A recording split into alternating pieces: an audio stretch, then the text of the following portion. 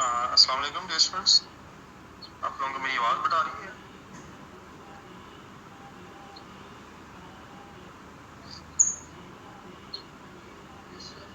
हाँ?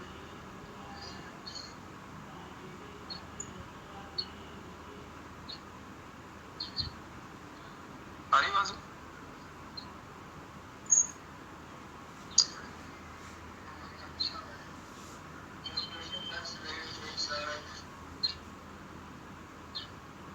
जी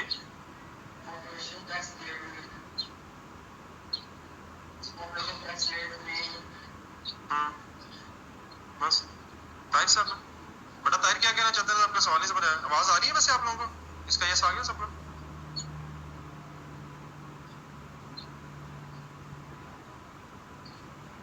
ये बड़ा ताहिर क्या कहना चाह रहे हैं बताइए।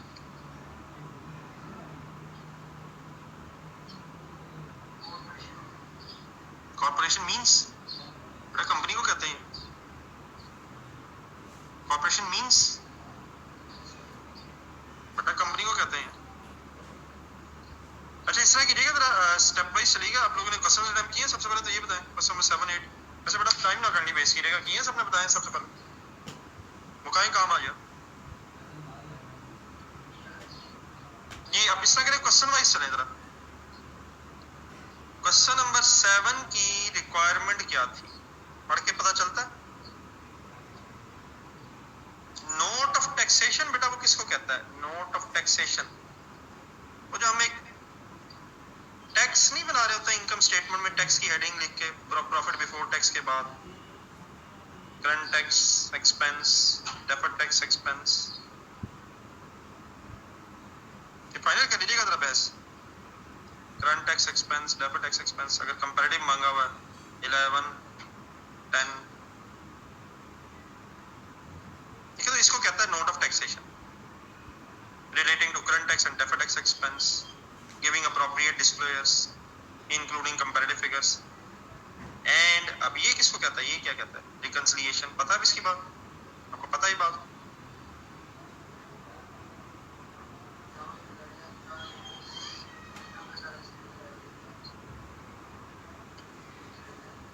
reconciliation का मीनिंग पता है यार?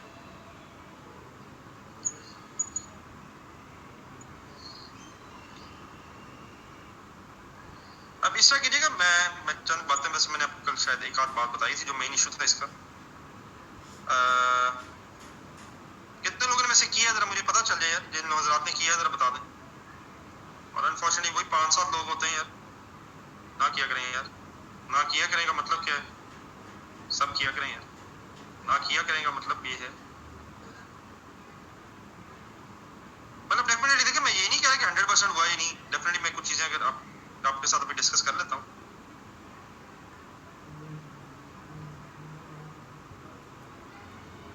तो जरा स्टेप वाइज जरा चले ताकि मुझे जरा आसानी रहे। मैं जरा सब जिन हजरात का जो जो इशू है जरा एक्सप्लेन कर सकूँ। सबसे पहले अपनी करंट टैक्स की वर्किंग निकालें।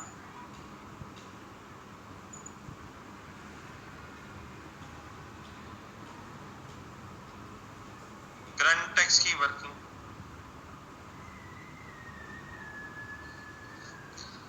करंट टैक्स की वर्किंग में पहले बताएं कोई मसला, साथ साथ रहें स्टेप वाइज।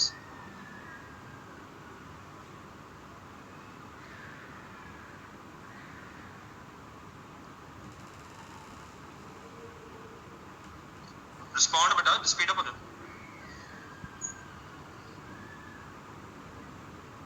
किसी का कोई क्वेश्चन तो नहीं है? स्टेप वाइज चलेगा मेरे साथ जरा। करंट टैक्स की वर्किंग में कोई कंफ्यूजन नहीं आई? अच्छा ये बताएं, ये वाली ये लॉस की एडजस्टमेंट समझ आ गई? लॉस की एडजस्टमेंट करंट टैक्स में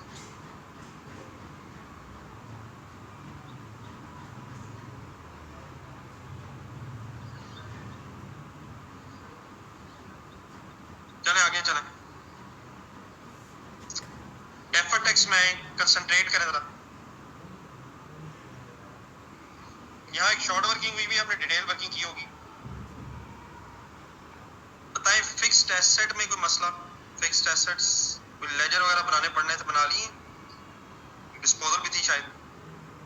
फिक्स्ड एसेट थी, डेफर्ड टैक्स लायबिलिटी,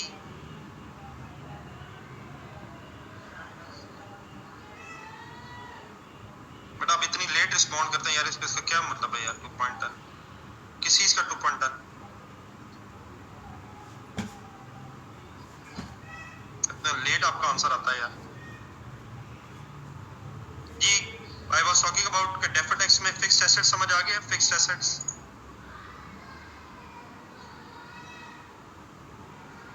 और बेटा प्लीज मेरे साथ साथ चलें, प्लीज साथ साथ चलें, खुदा के लिए साथ साथ चलें। मेरा सवाल क्या है, मेरे जवाब क्या आ रहे हैं, ज्यादती है यार। प्लीज फिक्स्ड एसेट की कैरिंग अमाउंट टैक्स बेस और डिफरेंस और डेफर्ड टैक्स लायबिलिटी में कोई इशू?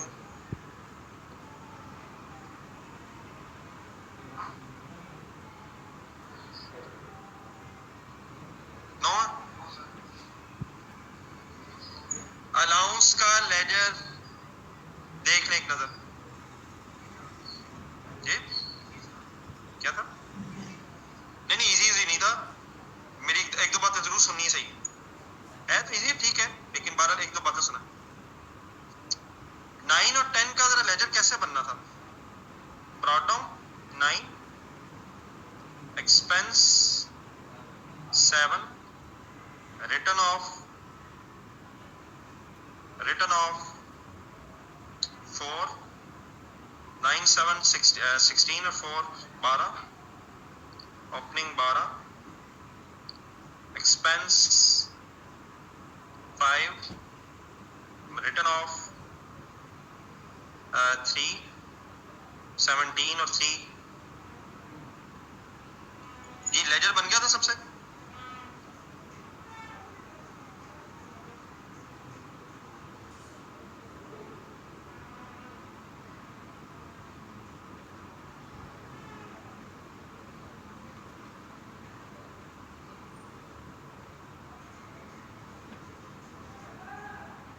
लेजर बन गया था सर।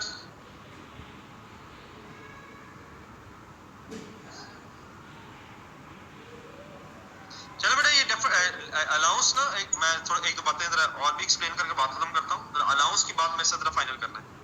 2010 के एंगल से 2010 के एंगल से अलाउंस का क्लोजिंग बैलेंस बताएं, काइंडली सबने बताना है इसमें। और मेरी तो सारी बातें जरा नोट भी कर लेना।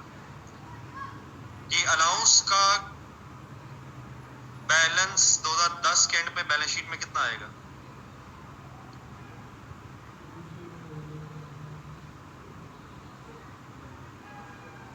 बताना है, ऐसा नहीं बताना।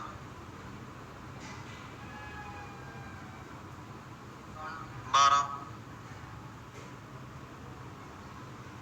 अलाउंस का मतलब सुने, अलाउंस का बेटा मतलब ये होता है कि एस्टिमेटेड एक्सपेंस हमने रिकॉर्ड किया हुआ है, एस्टिमेटेड एक्सपेंस है हमारा। टैक्स वालों के मुताबिक अलाउंस की फिगर बताएं। कितने लोगों ने कहा? नहीं ये बिल्कुल गलत बता रहे हैं। 4 वाले कौन है साहब हैं?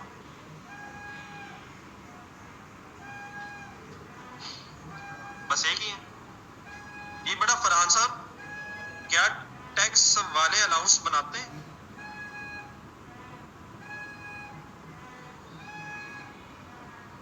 फरहान अब आ गया जीरो, सबका जीरो है। अच्छा एक चीज जरा सोचें, रिस्पॉन्ड कीजिएगा। डिफरेंस टेम्परेरी है, आने दो।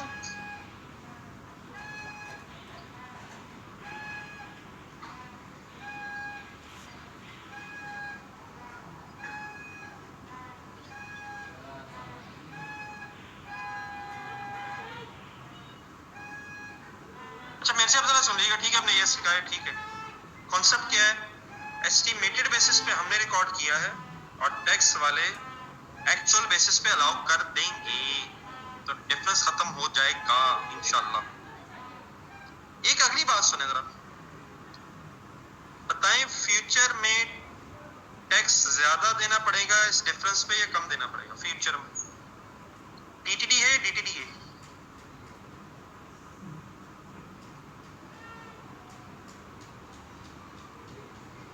टीटीडी डीटीडी है? नहीं टीटीडी नहीं। नहीं बेटा मैं डिफरेंस पूछ रहा हूँ, डिफरेंस का नाम पूछ रहा हूँ। टैक्सेबल टेम्परेरी डिफरेंस है या डिडक्टेबल है?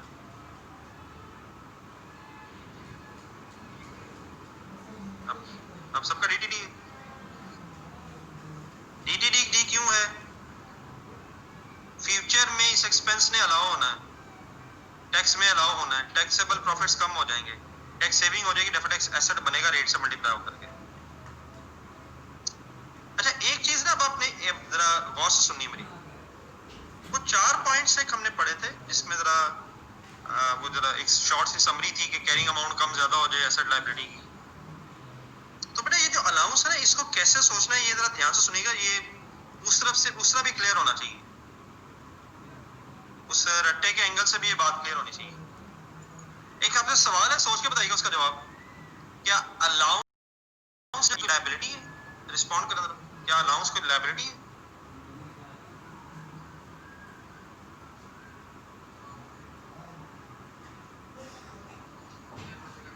हाँ किसका?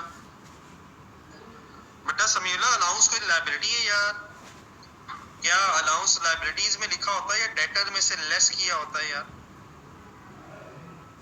या ये अलाउंस मींस कोई लायबिलिटी है, कोई हमने किसी को पैसे देने हैं या हमें कम मिलने हैं, क्या हमारी कोई ऑब्लिगेशन है? जी समीउल्लाह, तो बेटा ये लायबिलिटी तो ना हुई। अगर ये लायबिलिटी होती तो हम हमेशा लायबिलिटीज में लिखते। इसको कैसे सोचना है अलाउंस को, कंसंट्रेशन सुनिएगा जरा। देखिए एक्यूमुलेटेड डेप्रिसिएशन क्या है? जिस तरह एक्यूमुलेटेड डेप्रिसिएशन का लिंक फिक्स्ड एसेट से है और एक्यूमुलेटेड डेप्रिसिएशन के बढ़ने से फिक्स्ड एसेट्स ने कम होना है, इसी तरह अलाउंस का लिंक डेटर्स से है। तो increase in allowance will result into decrease in debtors. सही है मेरे बर्ड्स?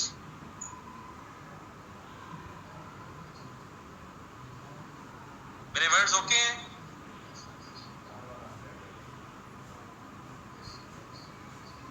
अब अगली बात सुने, अलाउंस से होना क्या है? अलाउंस अकाउंटिंग में बना है तो अलाउंस ने करना क्या है? डेटर्स को कम करना है, और टैक्स में अलाउंस है ही नहीं, इसका मतलब टैक्स में डेटर्स ने कम नहीं होना। तो अलाउंस ने डेटर्स की कैरिंग अमाउंट को कम करना है अकाउंटिंग में, और टैक्स बेस ने कम नहीं होना। तो ये कर ली ना, पॉइंट नंबर 2 बनेगा उस रट्टे का। ये डेटर्स की कैरिंग अमाउंट, अलाउंस, डेटर एक एसेट है, डेटर एक एसेट है और अलाउंस से कैरिंग अमाउंट कम हो जाएगी टैक्स बेस से, which will result into deferred tax asset। तो प्लीज याद रखिएगा, अलाउंस को लायबिलिटी के एंगल से बात तो वो बन जाएगी, लेकिन लायबिलिटी के एंगल से प्लीज नहीं सोचना है, कॉन्सेप्ट सही क्लियर रखें। अलाउंस को डेटर के एंगल से सोचना है। Increase in allowance will result into decrease in carrying amount of debtors in accounting, और कैरिंग अमाउंट कम होने से, टैक्स बेस से कम होने से फिर डेफर्ड टैक्स एसेट बनेगा। ये मेरी बात सबने फॉलो कर ली है प्लीज?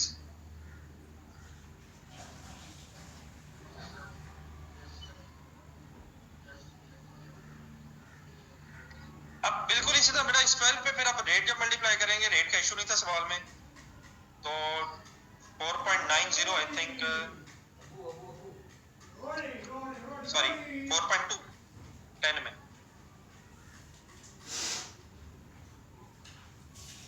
4.2 बन जाएगी शायद एसेट की फिगर, और अलाउंस की फिगर पर 2011 में क्या आएगी, मैं दोबारा बना देता हूँ अलाउंस के एंगल से सिर्फ।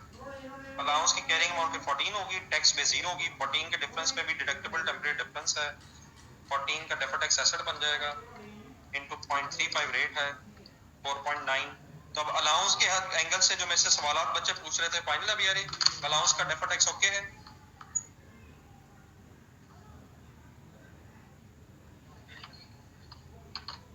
अब अलाउंस का कोई मसला तो नहीं रहेगा किसी का?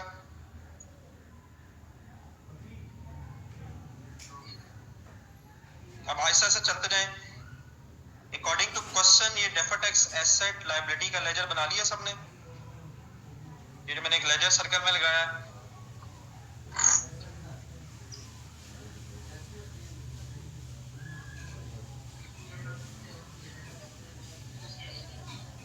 क्या क्या ये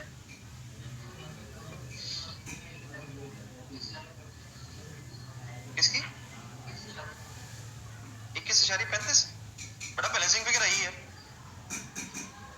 कैसे है लेजर बैलेंस करके आया, कैलकुलेटर पकड़ा। ओपनिंग बैलेंस दिया हुआ है 8.9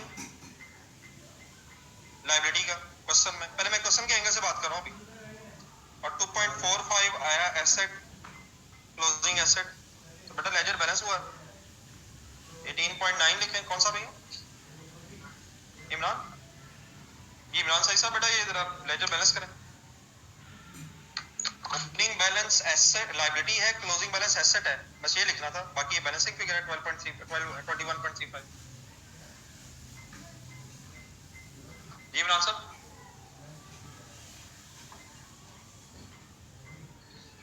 आगे इमरान साहब।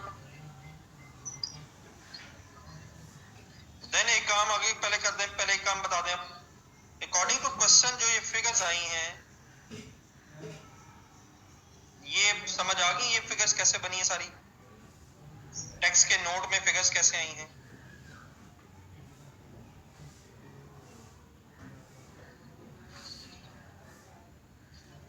टेक्स्ट के नोट में फिगर्स कैसे आई हैं, समझ आ गई हैं? सबको समझ आ गई हैं?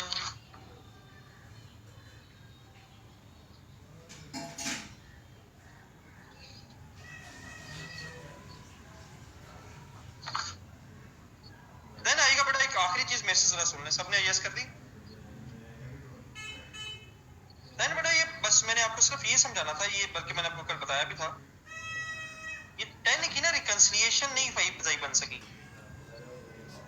जरा एक मिनट 45 इंटू 35% कीजिएगा, 45 इंटू 0.35। तो ये बात है ना, सुन के आप फाइनल करना जरा काइंडली, जरा 5-10 मिनट लगा लें जरा। ये आंसर आ रहा 5.15 पॉइंट, बताइएगा क्या आ रहा? 15.75।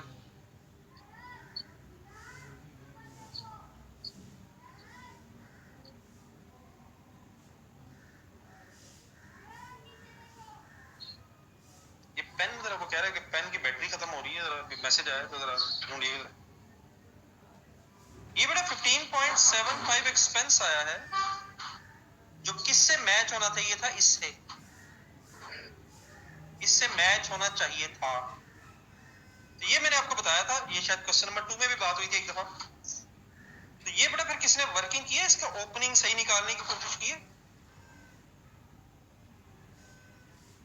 ये रिकंसाइल क्यों नहीं हो सका?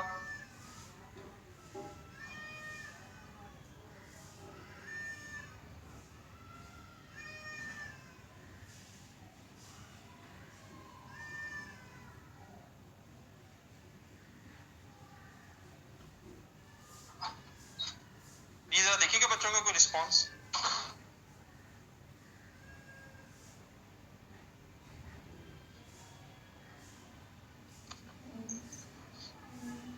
कोई नहीं, अपनी चेयर पे बैठ जाए आराम से। नहीं वो भी चल रहा है बस, जरूरत है किसी को फ्री देने, जब जरूरत होगी तो वापस ले लेना।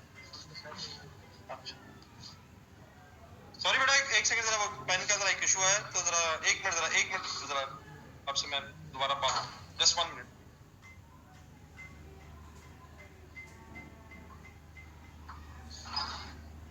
ये मूवी देखेंगे?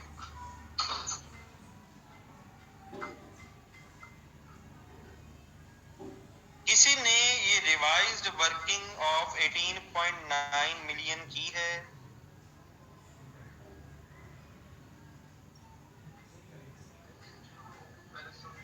नहीं नहीं बेटा मैंने ये नहीं पूछा, बट ठीक है, जज़ाकल्लाह, वो तो ठीक है।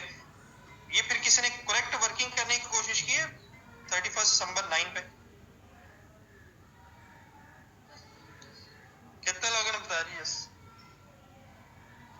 बस 3-4। बेटा प्लीज साथ साथ पढ़ें यार, ऐसे ना करें, ऐसे फिर टाइम वेस्टिंग है यार, प्लीज। जिन हजरात ने की है कोई मसला छोड़ दो।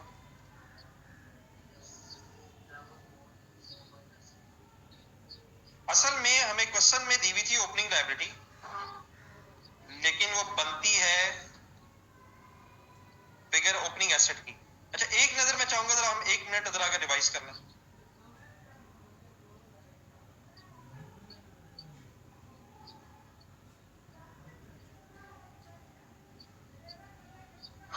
बस 1 मिनट, सॉरी यार, मैं जरा 2 मिनट उसका और लगा लूं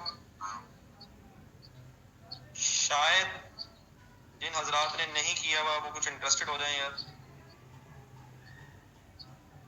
मेरी रिक्वेस्ट तो मानते नहीं यार, मैं रोज करता हूँ, बिजी रहते हैं।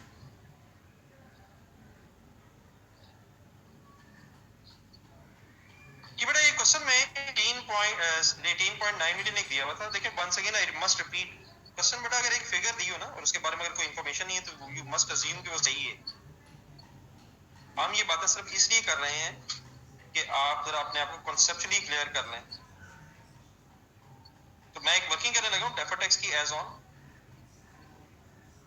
Deferred tax as on 31 December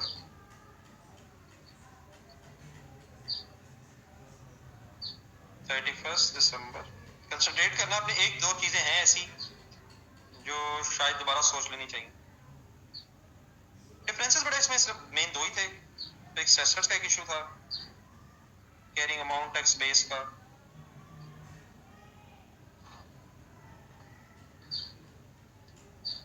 fixed assets में एक इशू ये था, वैसे तो मेरा ख्याल है कि ये चीजें आप इजीली कर सकते हैं।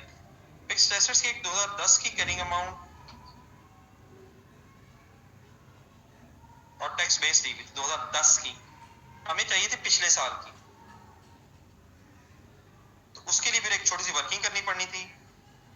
90 कर ले मेरे साथ जरा, हमें रिवर्स जाना था तो 2010 की डेप्रिसिएशन फिर इसमें ऐड होनी थी। अकाउंटिंग की डेप्रिसिएशन थी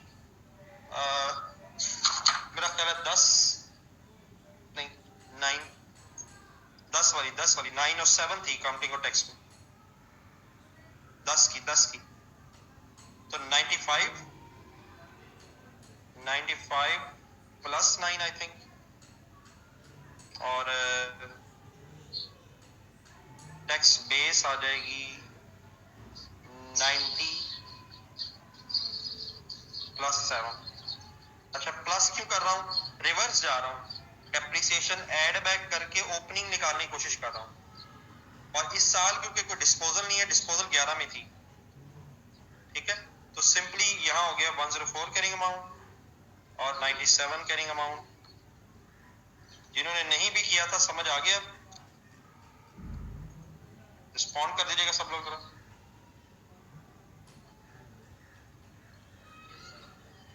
7 बेटा टैक्सेबल टेम्परेरी डिफरेंस है, सबका यस है जी। देन बेटा एक अलाउंस था, कंसंट्रेट कीजिएगा। अलाउंस का ओपनिंग ना ऑलरेडी गिवन था, ये अलाउंस का पॉइंट नंबर 7 में प्रोविजन फॉर बैड डेट्स के नाम से 9 का क्लोजिंग गिवन था, 9 का क्लोजिंग 9 मिलियन गिवन था। टैक्स बेस इसकी 0 थी, टैक्स में कॉन्सेप्ट ही नहीं है अलाउंस का, इस पे डिडक्टेबल टेम्परेरी डिफरेंस है। इन दोनों को यहाँ तक अगर आप नेट ऑफ करेंगे तो ये 2 मिलियन डिडक्टेबल टेम्परेरी डिफरेंस रह गया। 35% से मल्टीप्लाई हुआ तो 0.75 मिलियन का 0.7 का सॉरी 2 इंटू 35%। जिन हजरात ने बेटा किया हुआ सॉरी जरा यार सब लोग जरा इकट्ठे हो जाए, मैं इसलिए जरा थोड़ा सा बता दूं। एक आखिरी बस सवाल है, ये तो मैंने टेम्परेरी डिफरेंसेस पे किया है। कल एक बात हुई थी लॉसेस की, तो मेरा जरा वर्ड सुनिएगा जरा। क्या 31 दिसंबर 9 पे को अनयूज्ड टैक्स लॉसेस थे? अनयूज्ड टैक्स लॉसेस थे 31 दिसंबर 2009 पे अनयूज्ड टैक्स लॉसेस? रिस्पॉन्ड करें सारे। 9 पे थे, वो 10 में खत्म हुए, 10 में करंट टैक्स में एडजस्ट हो गए, फिर 10 के बाद में नहीं रहे। लेकिन 9 के एंड पे बैलेंस शीट अप्रोच है, 9 के एंड पे कितने अनयूज्ड टैक्स लॉसेस थे? क्वेश्चन में गिवन है 19.25 और इनटू 35%। अनयूज्ड टैक्स लॉसेस से फ्यूचर में टैक्स सेविंग होती है। आई होप कि इन बातों से भी अब हम रीजनेबली कंफर्टेबल हैं यार। तो 19.25 इनटू 0.35 मिलियन, ये टैक्स लॉसेस पे डेफर्ड टैक्स बन जाएगा 6.7375। ये भी एसेट है, टेम्परेरी डिफरेंसेस पे भी एसेट है। Total asset, total deferred tax asset plus 7.4375। जिन हजरात से ओपनिंग कैलकुलेट नहीं हो पाया था, अब ठीक है यार, समझ आ गया।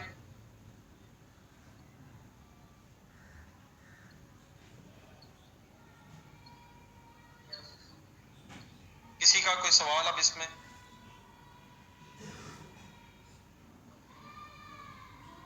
सबको क्या कोई सवाल तो नहीं आया?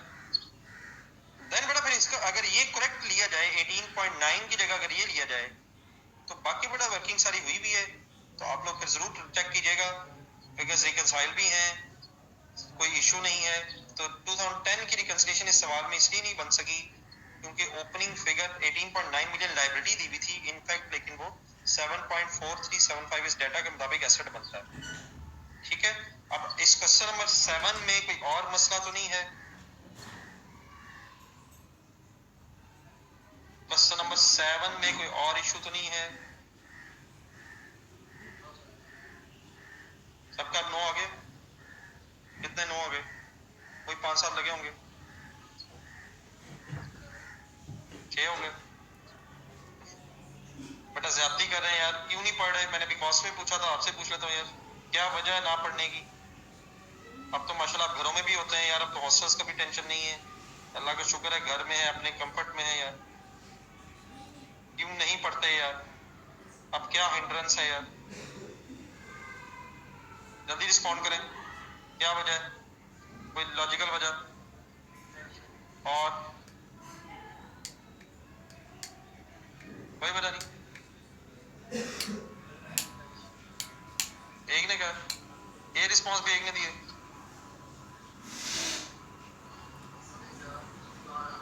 और और और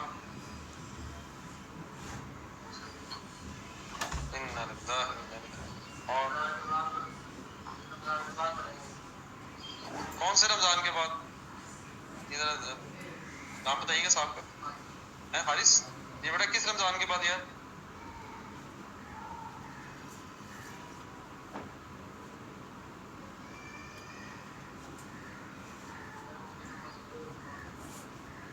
और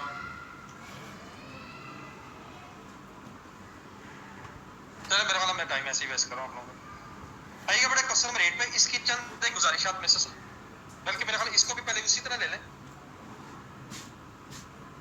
पहले जरा करंट टैक्स के एंगल से बता दें, दो चीजें मुझे बता दो, बाकी फिर आप बता दीजिए। इसमें बेटा एक लॉस आया था यार, ये जरा मेरे साथ पढ़नी है जरा एक स्टोरी। आप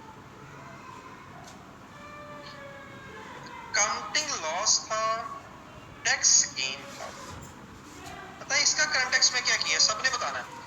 अकाउंटिंग गेन का, सॉरी अकाउंटिंग लॉस का क्या करेंगे और टैक्स गेन का क्या करेंगे? रिस्पॉन्ड करेंगे।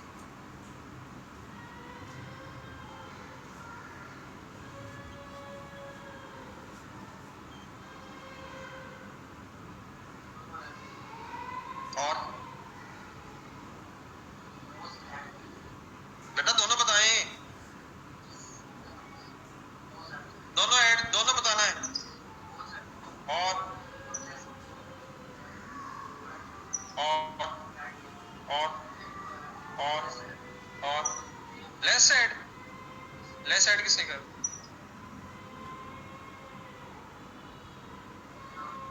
ये बेटा नाम लेस ऐड का मतलब क्या? लेस क्या ऐड? बेटा काउंटिंग के लॉस है प्रधान साहब, तो 0.1 बेटा लॉस है, ऑलरेडी लेस हुआ होगा, अकाउंटिंग का लॉस ऑलरेडी लेस हुआ होगा प्रॉफिट कैलकुलेट करते हुए, तो अकाउंटिंग लॉस ऐड होगा और टैक्स का गेन भी ऐड होगा। ओके प्रधान साहब?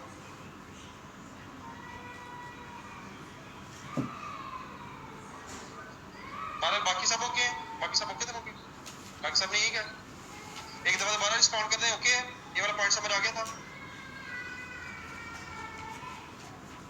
देन उसके बाद बेटा बाकी चीजें तो मेरा ख्याल आपको पता है। एक पॉइंट नंबर 3 बड़ा इंपॉर्टेंट है, इसके साथ बल्कि अपने पास कहीं ना कहीं आपके पास बुक है मैक्सिमम लोगों के पास, ये इंपॉर्टेंट भी जरूर लिखिएगा। मतलब अब ये जो इस तरह के सवाल है ना, इनमें डेफिनेटली काफी सारी चीजें रिपीट होती हैं, लेकिन जो नई चीजें आप आएंगे ना इन सवालों में, एक एक दो दो पॉइंट्स वो खास तौर पर हाईलाइट होने चाहिए ताकि बार बार रिवाइज हो सके। जी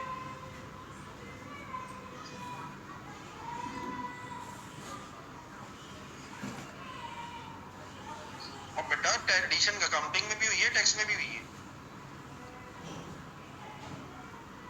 क्या टैक्स वाला एडिशन मानते नहीं है?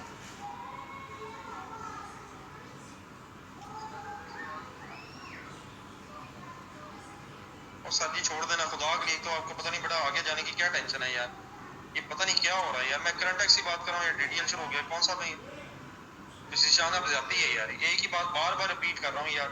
मैं करंट टैक्स की बड़ा बहस करूँ, आप डिबी में डिटेल छेड़ लिया यार। फिर आप बाद में कह देते हैं सर मेरे सवाल का जवाब नहीं आता। अब मैं इस सवाल के इस वक्त क्या जवाब दूँ? निशान प्लीज यार साथ साथ चलने की कोशिश करें, क्या हो गया?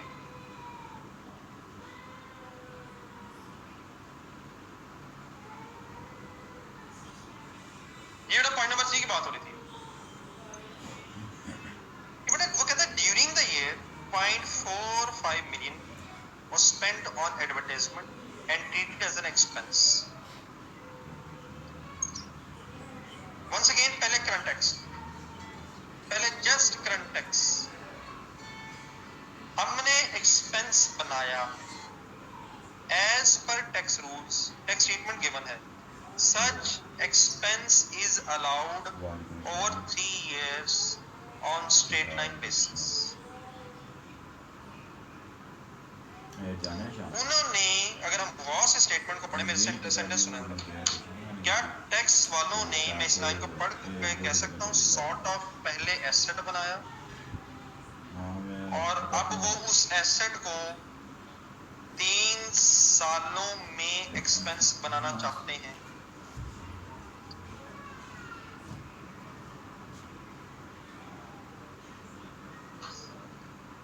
तो पहले तो बेटा जरा करंट टैक्स हो जाए। 0.45 मिलियन का एक्सपेंस एड बैक हो जाएगा और 0.45 डिवाइडेड बाय 3.15 का advertisement expense tax point of view से करंट टैक्स में लेस होगा। रिस्पॉन्ड करें, मेरी बात ठीक है?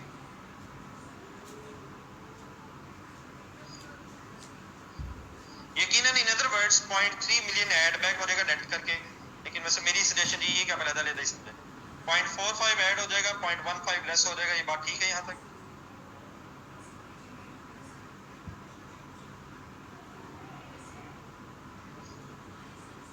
ये सारा क्या सबका? अभी कोई सवाल तो नहीं है किसी को? देन बेटा इसके अलावा, अब मेरा पहले सवाल सुन लीजिएगा फिर जवाब दीजिएगा। इसके अलावा कोई करंट टैक्स में मसला, जो 2 बातें मैंने की, इसके अलावा कोई करंट टैक्स में इशू तो नहीं आया?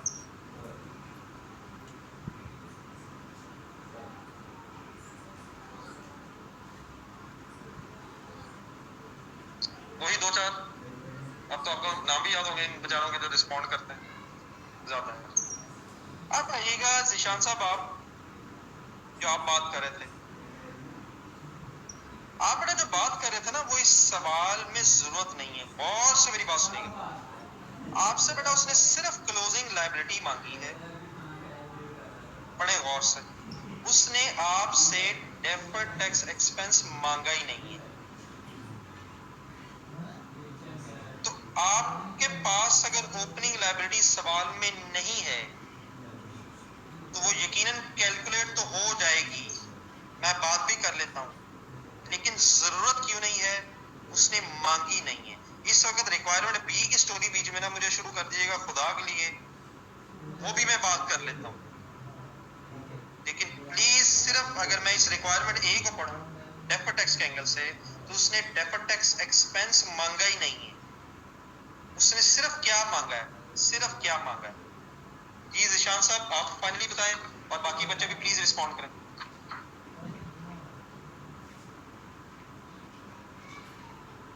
उसने सिर्फ क्या मांगा है?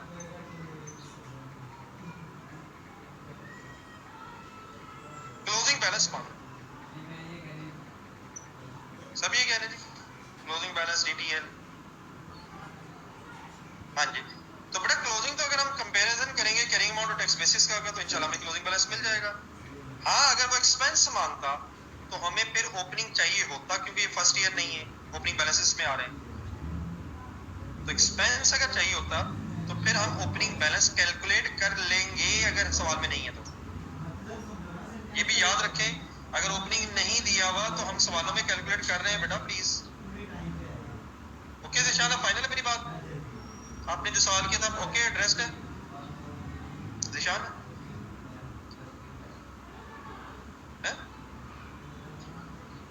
लेकिन बेटा ये जो डेफर्ड टैक्स लायबिलिटी कैलकुलेट होनी थी, इसकी चंद बातें मेरे साथ जरूर जरा डिस्कस कर लीजिएगा, खास तौर पे एडवर्टीजमेंट, लेकिन क्योंकि बात अब हम करने लगे तो पूरी बात ही कर लेते हैं। As on 30th June 2014, first paragraph में अगर आप जाएंगे तो मेरा गुमान ये है कि शायद आपने ये छोटी सी एक वर्किंग कर ली हो यार। कोई किसी ने वर्किंग प्रॉपर्टी प्लांट इक्विपमेंट की कैरिंग अमाउंट और टैक्स बेसिस जरा बता देंगे?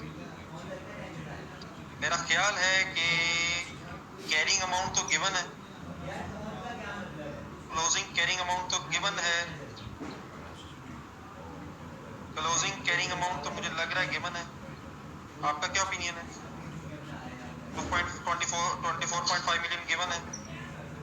टैक्स बेस का लेजर बन सकता है, टैक्स बेस के एंगल से प्रॉपर्टी प्लांट एंड इक्विपमेंट का एक लेजर बन सकता है। Tax base property plant equipment, property plant equipment concentration से देखिएगा लेजर बना रहा हूँ, उसका उसने मेरा ख्याल है स्टार्ट ऑफ द ईयर का 19.5 दिया था ब्रॉड डाउन। आई होप कि आप लोगों ने पढ़ा हुआ सवाल यार, आगे देखते रहिएगा ध्यान से सब चीजें। एक एडिशन दी हुई है कि बच्चा कह रहा था शायद एडिशन कोई है 6 मिलियन, आई थिंक एडिशन दी हुई है 6 मिलियन। तो बेटा एडिशन का कोई डिफरेंस नहीं है, अकाउंटिंग और टैक्स में एडिशन मानते हैं, डेप्रिसिएशन के इश्यूज हैं। डेप्रिसिएशन टैक्स की दी हुई थी 7 मिलियन। डिस्पोजल आप बताएं, ये भी वर्किंग करनी पड़नी थी मेरा ख्याल। डिस्पोजल की टैक्स बेस बताएं प्लीज, बताना है सबने बताना।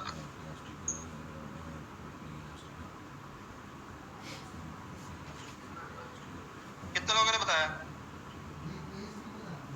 एक ने? 9। ये बड़ा जरा सुन लीजिएगा यार, डिस्पोजल की टैक्स बेस कैसे आई।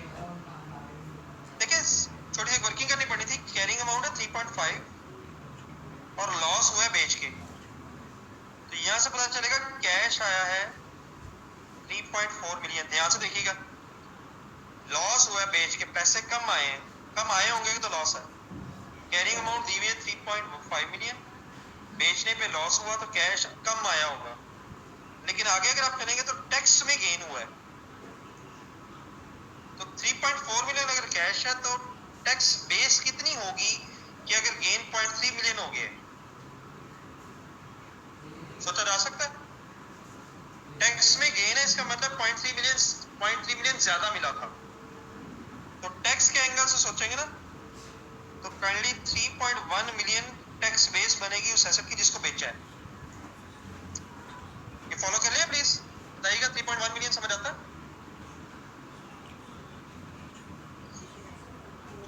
कितने लोगों ने कहा? आगे सबका 3.1 मिलियन बनेगी इसकी टैक्स बेस, और सीडी देयरफॉर बन जाएगा 15.4 आई थिंक। भेजिएगा जरा सीडी क्या बनेगा?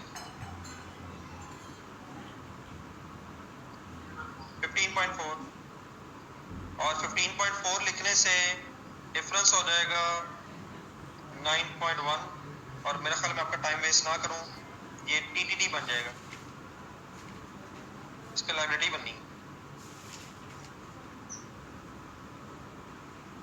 कोई कंफ्यूजन प्रॉपर्टी प्लांट इक्विपमेंट में? जरा बता दीजिएगा प्रॉपर्टी प्लांट इक्विपमेंट में कोई कंफ्यूजन?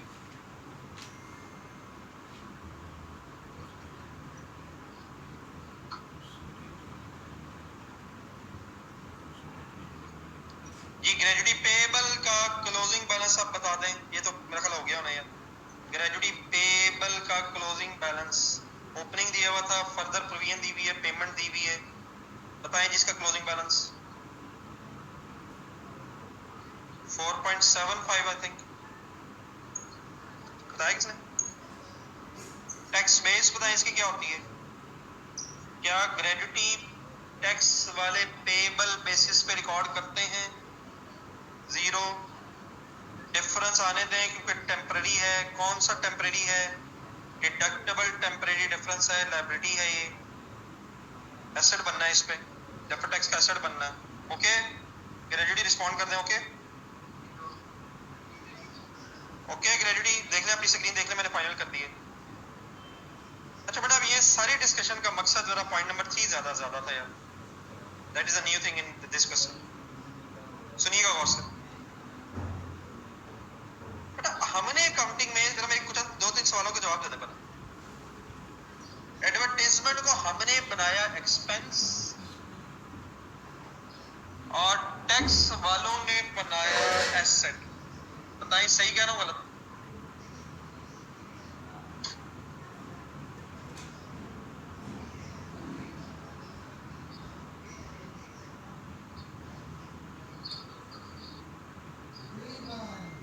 आप मुझे ये बताएं, मुझे कैसे पता चला कि टैक्स वालों ने एसेट बनाया है?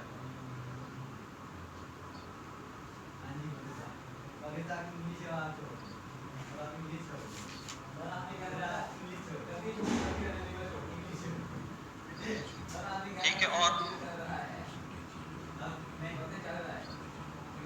कितने लोगों ने कहा? और और और और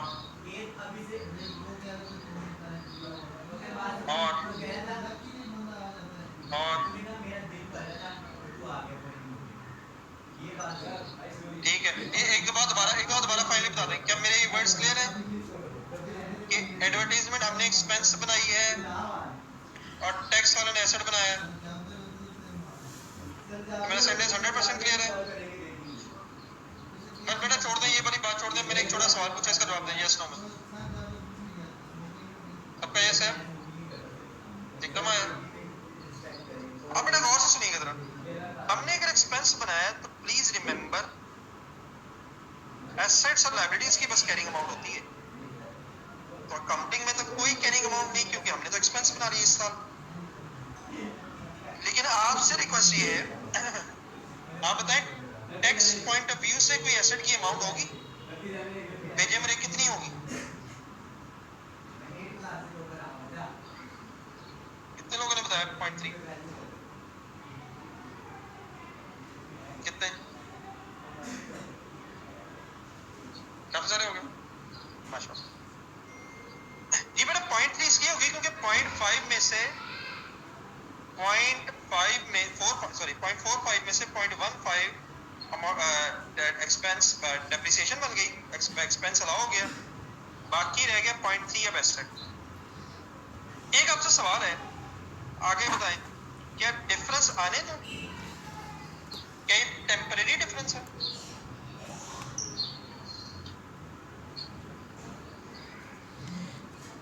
टेम्परेरी डिफरेंस बेटा इसलिए है क्योंकि हमने भी एक्सपेंस बनाना है, उन्होंने भी बनाना है। सिर्फ हो क्या रहा है, हमने इकट्ठा बना लिया, वो 3 सालों में बना लेंगे।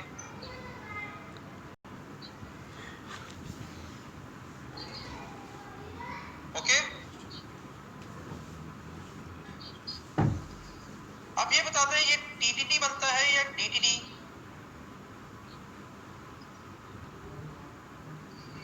है? कितने लोगों ने कहा?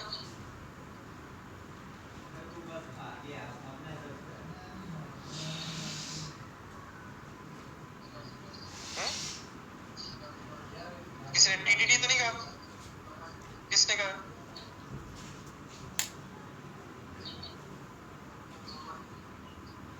मोहम्मद खान।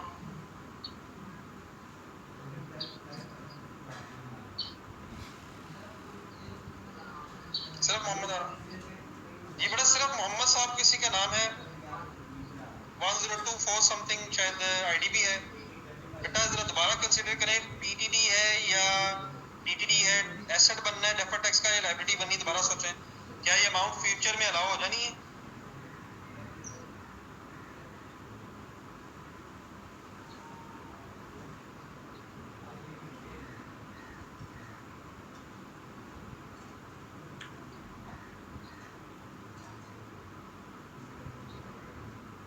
ये है रिस्पॉन्स दोबारा मोहम्मद साहब?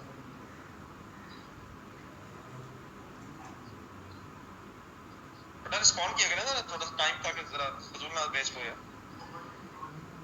वही है, आप पूरा नाम भेजा।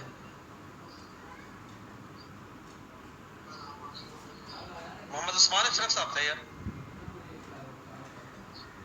ये बड़ा फाइनल बताया जरा यार, मोहम्मद उस्मान अशरफ साहब स्पेशली, क्योंकि बाकियों का तो ठीक है, आपकी जरा मिस्टेक आई है।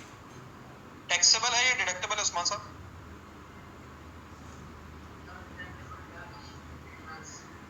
उस्मान साहब ने जी बड़ा ये डीटीडी है यार।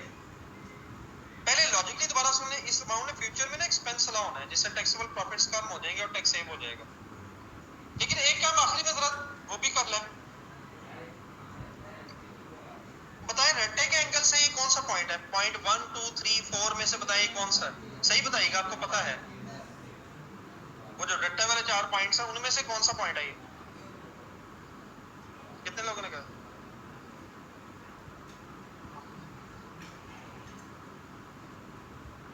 बस हो गया,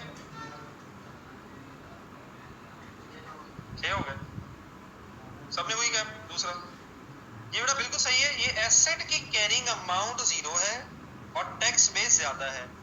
तो एसेट की कैरिंग अमाउंट अगर नहीं है और टैक्स बेस है तो ये डेफर्ड टैक्स एसेट ही बनेगा।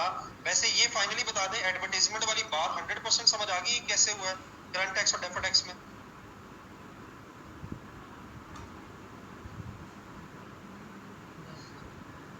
वाइंड अप करवा दें सर जी। अलाउंस आपको, मेरा ख्याल है कि मेरा टाइम नाम आपका वेस्ट करूं, अलाउंस फाइनल हो गया हुआ है।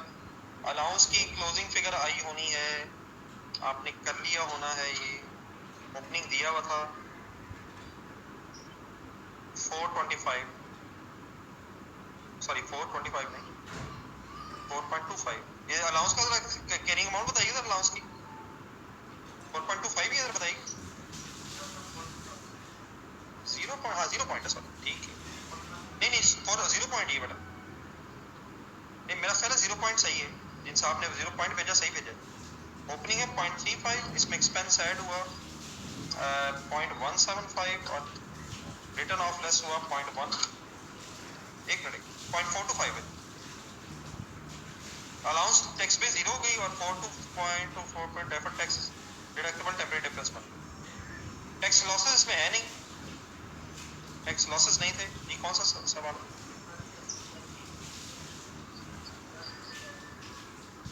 क्या कौन सा है? हमेशा बेटा किस पॉइंट में कह रहे हैं, किस चीज में कह रहे हैं?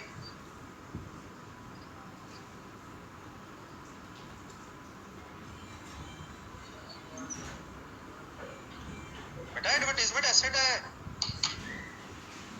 एडवर्टाइजमेंट एसेट बनाया हुआ है, हमने एक्सपेंस डेबिट किया है, टैक्स वालों ने एसेट डेबिट किया है। एसेट के एंगल से सोचना ना यार,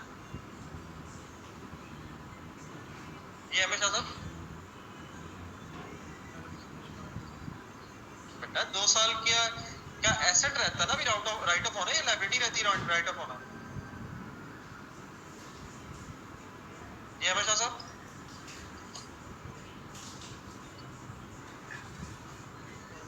ओके। ये बेटा इसको नेट अगर करेंगे तो मुझे जरा एक मिनट अगर फाइनल करवा दें यार, मेरा ख्याल है जरा फिगर्स मेरी मैच कर लीजिएगा। 3.625 deferred tax taxable temporary difference रह जाएगा और multiplied by tax rate 35% I think given है, तो 3.625 इंटू 0.35 डेफर्ड टैक्स लायबिलिटी की फिगर आ जाएगी 1.26875।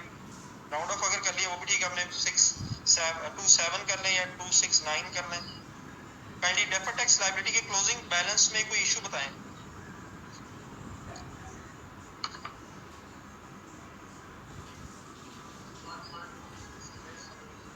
जी यहाँ तक कोई इशू बताइएगा रिक्वायरमेंट ए के एंगल से।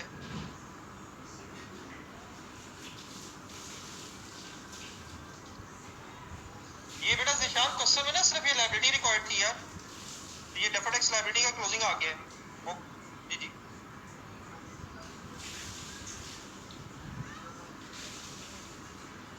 बेटा ना करे यार, कौन सा है ये, कौन सा है? बेटा अजान खान प्लीज गौर से सुने, एक्सपेंस था 0.45, टैक्स वाला ने इसे एसेट बनाया और पॉइंट डिवाइड बाय 3 हो गया ना 0.15, तो हमने भी एक्सपेंस बना ली है। टैक्स में एक्सपेंस 0.15 तो अलाउ हो गया ना यार, तो 0.45 माइनस 0.15, अब क्लोजिंग बैलेंस तो 0.3 रह गया होना ना अजान साहब, रिस्पॉन्ड कीजिएगा जरा काइंडली।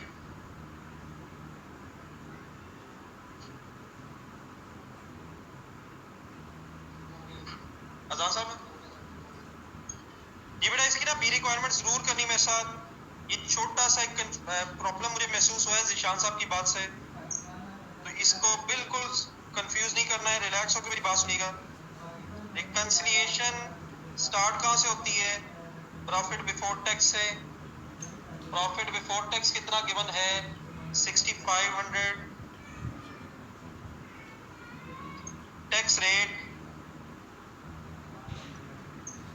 35%, 6500 बल्कि सॉरी नहीं है, और मिलियंस में ही कर रहा हूँ मैं इसको, मिलियंस में ही करें, डाटा मिलियंस में था। 6.5 मिलियन, टैक्स रेट था 35%, एक्सपेक्टेड टैक्स बना 2.275,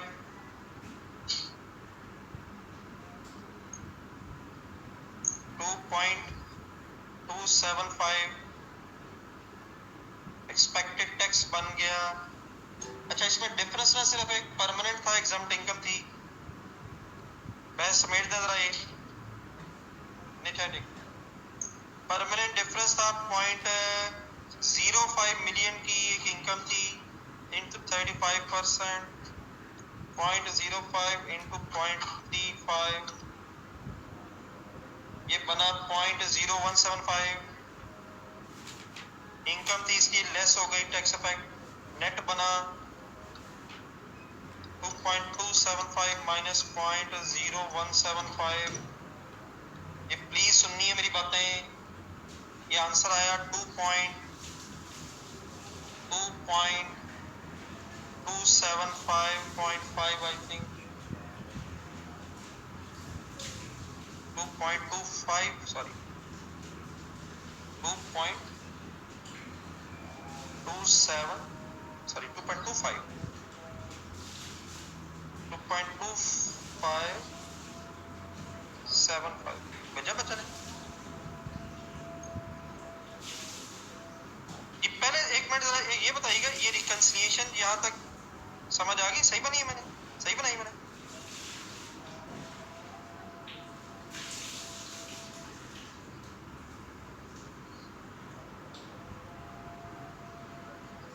आप बताइएगा, सवाल आप कह रहे थे, सवाल है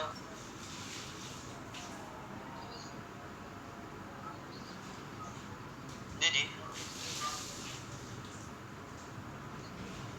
हाँ जी, क्लोजिंग बैलेंस लिखना है, कौन सा भाई? जी बेटा उस्मान, ये तो मेरा वाला बहुत दफा हो गया यार, सीडी बैलेंस है ये आपको अलाउंस का। ओके उस्मान, और तो नहीं कोई सवाल था उस्मान के अलावा? जी बेटा ये कंसिडरेशन फाइनल थी।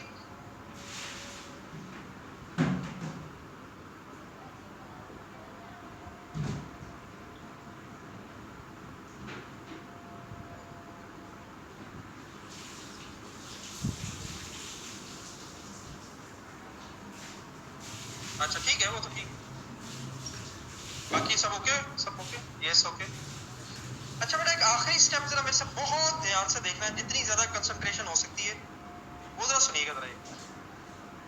देखिए अब ये जो मैं फर्दर बात करने लगा ना, ये क्वेश्चन में ऐसा रिकॉर्ड नहीं है, अकॉर्डिंग टू सवाल हो गया है आपसे, लेकिन एक छोटी सी रिक्वेस्ट है, गौर से सुने बस। देखिए बेटा अगर मैं टैक्स एक्सपेंस इकट्ठा करूं ना, टैक्स एक्सपेंस में कंबाइन करूं अगर,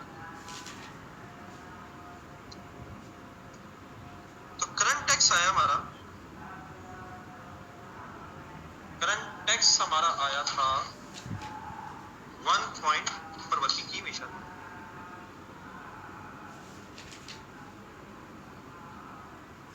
करंट टैक्स की वर्किंग है, 0.156 आई थिंक 0.516, ये सही बताइए जरा, करंट मुझे फिगर बताइए जरा करंट टैक्स। हाँ 0.516। अब ये ना मैं इनकम स्टेटमेंट बनाना शुरू हो गया हूँ। एक चीज बस आपसे पहले पूछनी है, और अगर आप ध्यान से सुनेंगे तो बात मेरी समझ आनी है।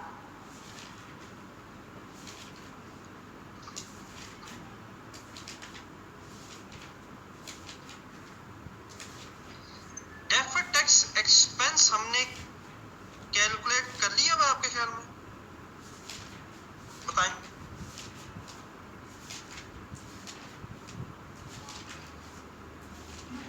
कितने लोगों ने कहा? कुछ जिशान साहब का भी बताएं बीच में आंसर है।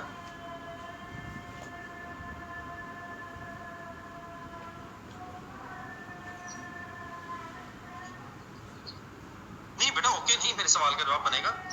मैंने कहा डेफर्ड टैक्स एक्सपेंस आ चुका है या नहीं? हाँ जी, अभी सिर्फ क्लोजिंग है, ये ठीक है, बिल्कुल सही है। तो ये एक्सपेंस नहीं है, ये फर्स्ट ईयर ऑफ बिजनेस अगर होता फिर तो यही एक्सपेंस होना था, यही लायबिलिटी होनी थी, लेकिन ये फर्स्ट ईयर नहीं है, ब्रॉड डाउन्स हैं, ब्रॉड डाउन्स थे, इसलिए ये लायबिलिटी का क्लोजिंग है, एक्सपेंस नहीं था। देयरफॉर बेटा ये जो फिगर है, ये जो फिगर आई है, ये अभी हमें कंफर्म नहीं हो सकेगा कि ये हमारे एक्सपेंस से मैच हुई भी है कि नहीं हुई, क्योंकि अभी डेफर्ड टैक्स नहीं है, देयरफॉर टोटल नहीं है। मेरी बात फॉलो की है सबने?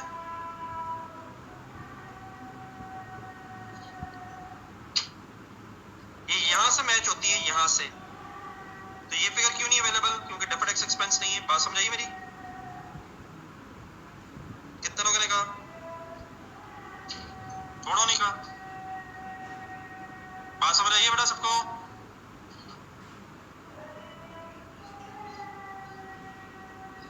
लेकिन बेटा बहुत ध्यान से सुनिएगा जरा, क्या हमें पता है?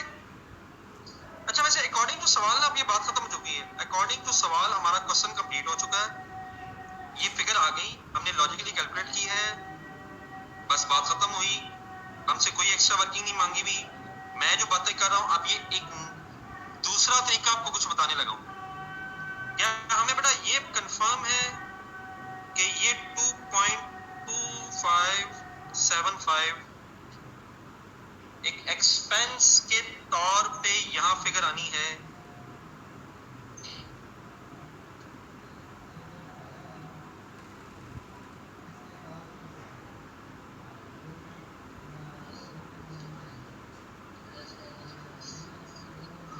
तो बेटा बहुत ध्यान से सुनिएगा मेरी अगली बातें।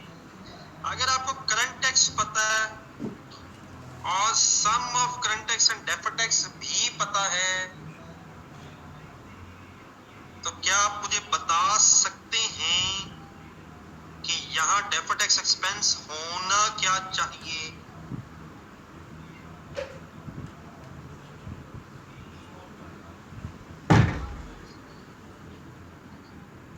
गौर से फिगर्स देख के बताएं, क्या ये भी पता चल सकता है कि ब्रैकेट लगाएं या ना लगाएं?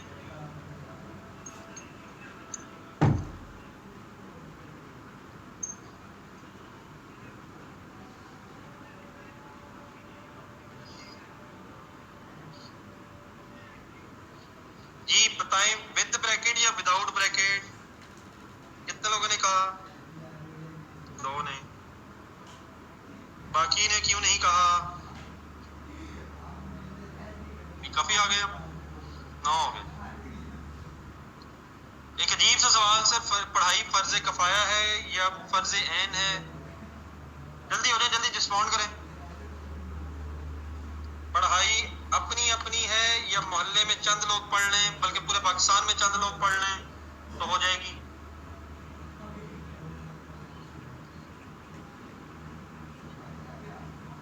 तो बेटा अपने अपने जवाब भेजे ना यार, छोड़े इस बात को, आगे चलें। ये सबको समझ आया मैं इस 1.7415 की फिगर विद ब्रैकेट तक कैसे पहुंचा?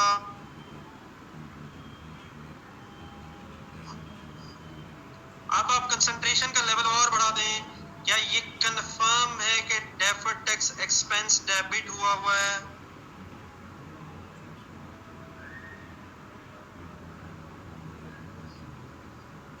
क्या ये कंफर्म है कि डेफर्ड टैक्स एक्सपेंस इस अमाउंट से इस साल डेबिट होगा?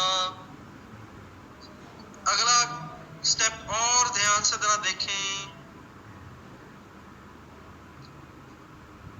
डेफर्ड टैक्स लायबिलिटी का क्लोजिंग बैलेंस कितना है लिखवाएं।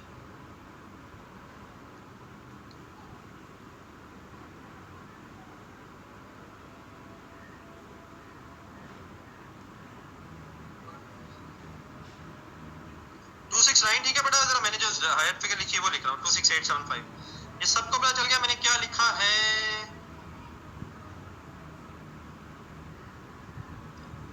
सबको समझ आ गया यहाँ तक प्लीज?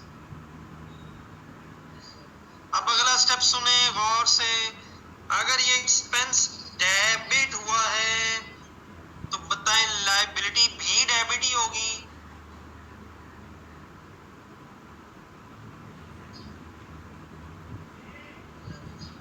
तो लायबिलिटी के लेजर में इस फिगर को क्रेडिट साइड पे लिखेंगे, एक्सपेंस डेबिट हो रहा है, ऑपोजिट इफेक्ट पोस्ट कर रहा हूं। ओके जवानों, यहां तक ओके है? लायबिलिटी क्रेडिट कर दी है मैंने। अब आपसे अगर मैं कहूं कि सीडी है, फॉर द ईयर है, रेट चेंज का इशू नहीं है, तो क्या आप मुझे बता सकते हैं कि बीडी क्या होना चाहिए? लेकिन बेटा मेरे भाइयों गौर से देखें, ये बीडी किधर आ रहा है? बताएं ये कितना डिफरेंस किधर लिखूं, कितना किधर लिखूं, कितना किधर लिखूं, कितना किधर लिखूं?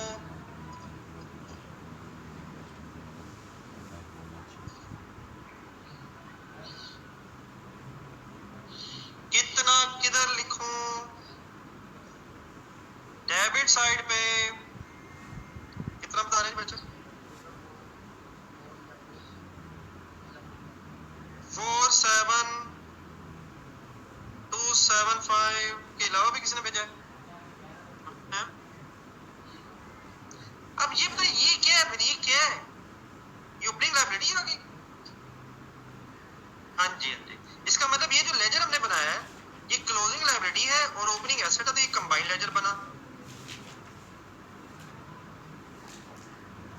और देयरफॉर डरिएगा नहीं, एक्सपेंस अगर डेबिट हुआ तो या एसेट कह लें या लायबिलिटी कह लें, या एसेट क्रेडिट हुआ होगा या लायबिलिटी क्रेडिट हुई होगी, बल्कि शायद ये कहना चाहिए दोनों में से कुछ ना कुछ पोर्शन क्रेडिट हुआ। तो ये बेटा फाइनल एक स्टोरी बनी है।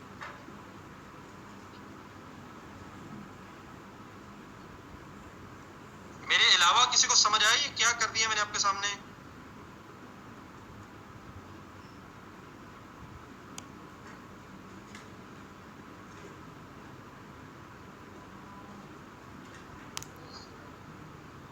अच्छा बेटा ये आप नोट कर लीजिएगा, लेकिन एक मिनट मेरी आखिरी बात सुनने जरा। आपसे रिक्वेस्ट ये है कि आपने इस डेटा से, मैंने तो एक रिवर्स वर्किंग से ओपनिंग निकाल दी आपको, लेकिन आपने एज ऑन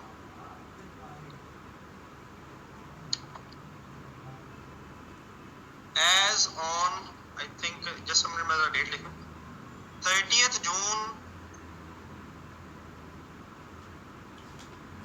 2013 पे डेफर्ड टैक्स लायबिलिटी की वो वर्किंग जो कैरिंग अमाउंट टैक्स बेस की बेस पे भी मैंने अभी क्वेश्चन नंबर 7 में आपको बताई थी, वो भी करके ये कंफर्म करना है कि क्या ये सही आ भी रहा है या नहीं आ रहा है। लॉजिकल वे वही है, लेकिन एक रिवर्स वर्किंग पॉसिबल है कि अगर आपने रिकंसिलिएशन, मतलब एक मिनट सुन लीजिएगा मैंने ये फिगर्स तक पहुंचा कैसे मैं। अगर आपने रिकंसिलिएशन बना ली हो तो टोटल टैक्स पता चल जाएगा, करंट टैक्स की वर्किंग से करंट टैक्स पता चल जाएगा, balancing figure deferred tax expense debit या क्रेडिट पता चल जाएगा, लायबिलिटी का क्लोजिंग लिख के फॉर द ईयर लिख के फिर ब्रॉड डाउन निकाला जा सकता है।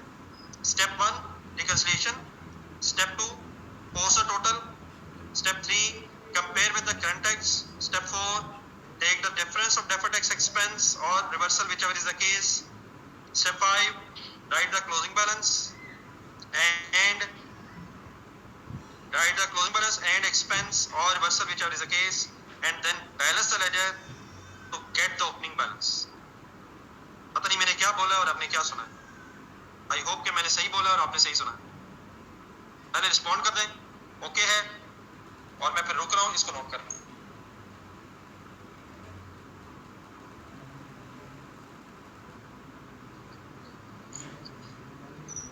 जो लोग नोट कर रहे हैं कर लें। वैसे तो ये आपके पास, लेकिन चले अपने हाथ से लिखे पर।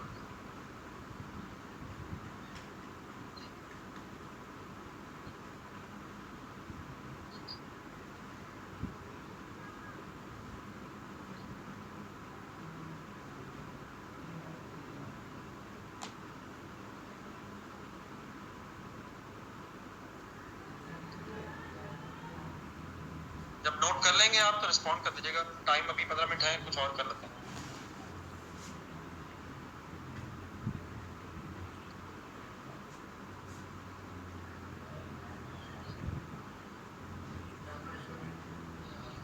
बेटा प्रेफरेबल वही है जो आपको पता है, ये एक रिवर्स वर्किंग है, पता इसका भी होना चाहिए। फिलहाल अभी एक सेकंड छोड़ दें, प्रेफरेबल वाली बात रहने दें। दोनों तरीके कंफर्म करें अपने ज़हन। कौन सा थे? नहीं बेटा स्नैन अभी इस तरह ना करें, वो फिर देख लेंगे क्या प्रेफरेबल है। पता दोनों तरीके होने चाहिए।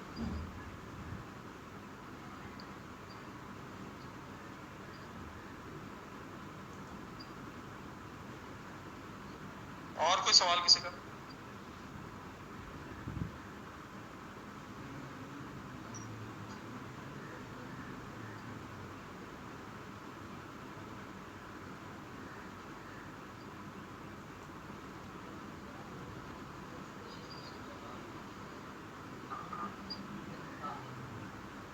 कौन सा? हाँ बेटा आपने क्या कहा समझ नहीं आई, काइंडली जरा दोबारा बताइएगा।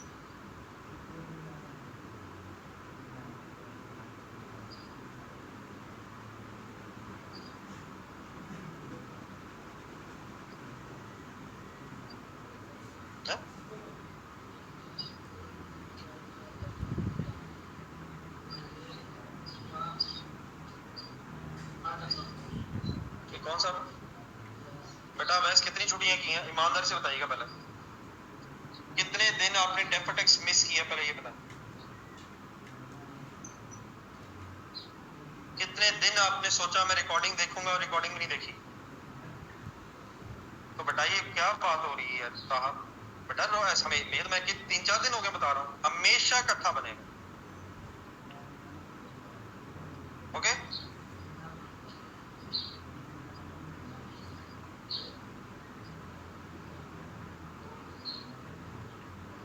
बेटा अब ये भी गलत सवाल है, ये भी 3-4 दिन हो गए बात करते हुए। अगर सवाल में आपको बैलेंस दिया हुआ तो आपने हरगिज चेक नहीं करना, आपने एज इट इज उसे लेके आगे चलना है। ना करें यार इस तरह। ये तो सिर्फ मैं आपको एक्स्ट्रा चीजें समझा रहा हूँ, साथ साथ कि कॉन्सेप्ट क्लियर होने चाहिए। एग्जाम में अगर ओपनिंग दिया हुआ तो आपने काटना नहीं है, वही यूज करना है। ओके था? ओके था? कोई और सवाल? चलिए बेटा मेरा ख्याल है कि बात आपने नोट कर लिया, प्लीज बताइएगा जरा। अच्छा इसमें भी एक चीज मैंने आपसे रिक्वेस्ट की है, ये घर से करनी है आपने। Carrying amount of tax basis पिछले साल की लेके एक रिवर्स वर्किंग्स भी पता होनी चाहिए। ये चेक करना है कि ये फिगर आती भी है या नहीं। ओके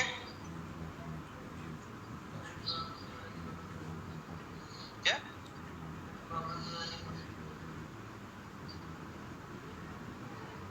नहीं बेटा मैंने ये नहीं कहा रिकॉर्डिंग क्यों सुनते हैं, मैंने ये नहीं कहा। आप मेरी बात काइंडली प्लीज गलत परसीव ना करें। मैंने ये नहीं कहा, मैंने ये कहा कि कहीं रिकॉर्डिंग के चक्कर में लाइव क्लास मिस तो नहीं की। मैंने सिर्फ ये कहा, मैंने हरगिज़ खुदा ना खास्ता आपको क्रिटिसाइज नहीं किया कि आपने रिकॉर्डिंग क्यों देखी, लेकिन मेरा एतराज वही है कि सिर्फ रिकॉर्डिंग क्यों देखी। कौन सा थे?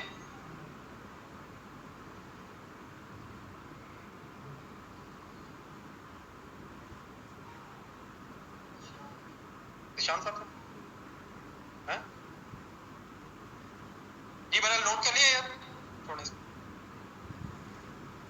नोट कर लिया सर।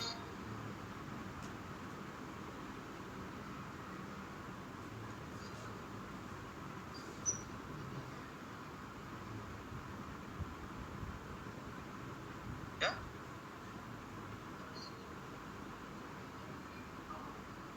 सही है? क्या कहता है? सही है सर? बस ठीक है, ठीक है। वो बेटा अल्लाह का शुक्र है, ठीक है, मतलब डेफिनेटली आपको लेकिन चेक करना पड़ेगा। ये बेटा आप अपनी स्क्रीन पे देखें, टाइम अभी हमारे पास 10 मिनट है, 10-12 मिनट है। एक क्वेश्चन नंबर 5 पढ़ें जरा, इंडिविजुअली पढ़ें जरा। टू मच टाइम, जज़ाकल्लाह। हाँ, टू मच टाइम को वेस्ट ना करें।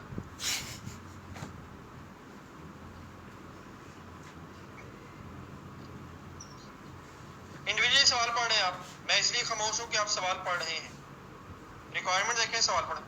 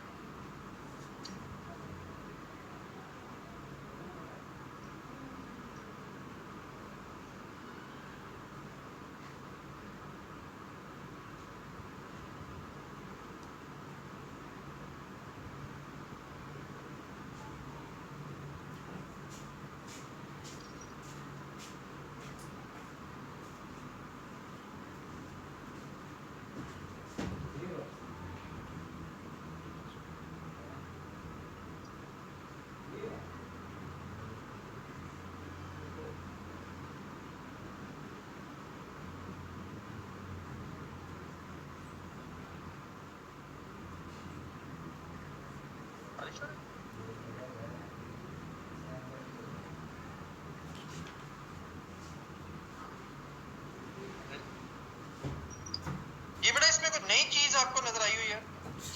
रिस्पॉन्ड कीजिएगा।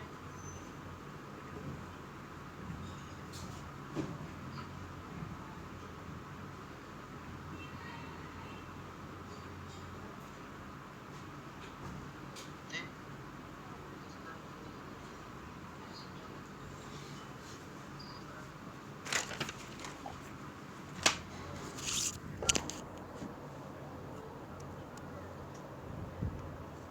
कौन सा?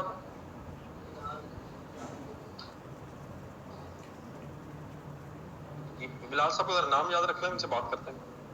ये बेटा कोई नई इसमें चीज नजर आई हो आपको?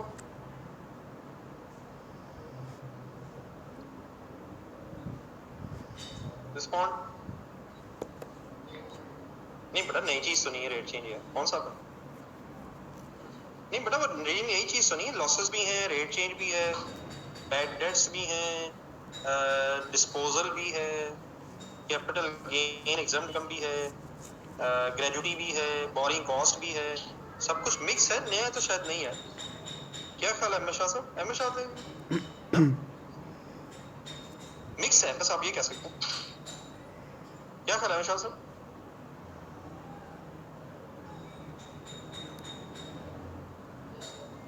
तो बेटा ये इस तरह करें, अब टाइम हमारे पास सफिशिएंट नहीं है, हम इसे स्टार्ट करें। आप फिर इसे होमवर्क रखें यार। इसके बेटा जो रिकंसिलिएशन है ना, वो इंशाल्लाह मैं आपके साथ डिस्कस कर लूंगा। ये प्लीज सवाल बड़े आराम से आपसे हो जाना है। इसका ना आपको ओपनिंग नहीं मिलना 2011 का। वो जरूरत आपको पढ़नी है, क्योंकि आपने कंपैरेटिव फिगर्स बनानी है, इंक्लूडिंग कंपैरेटिव्स। तो 13, 12 का आपको ओपनिंग चाहिए होगा, तो एक्सपेंस फॉर द ईयर भी आपने निकालना है, current tax and deferred tax expense निकालने हैं आपने, तो प्लीज वो भी अगर आपने वर्किंग की तो हो जाएगा। तो 11, 12 और 13 के एंगल से वर्किंग करनी है, आपको चीजें पता है, जरूर सॉल्व कीजिएगा। एक कौन सा थे बिलाल याकूब साहब बेटा एक है, आप बेटा इस तरह कीजिएगा, ये कल ना रखें यार, आप ये मुझे याद से फिर परसों बता दीजिएगा, सबके लिए होमवर्क कल है। आपका अगर पिछला को रह गया है तो आप बेटा फिर इस तरह करें, आज पिछला कवर कर लें, और अगर टाइम ना मिल सके तो इसको फिर मुझे परसों बता दीजिएगा अगर कोई कंफ्यूजन हुई तो। ओके बिलाल?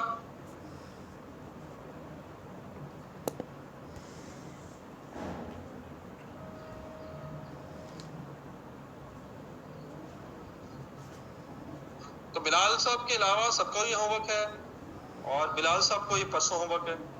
तो मैं इसलिए जरा नहीं करना चाह रहा क्योंकि पता मुझे, आई होप के कुछ बच्चे ऐसे हैं जो साथ साथ मेरे चल रहे हैं, तो वो भी जरा आगे चलते जाएं प्रिय। ओके बिलाल?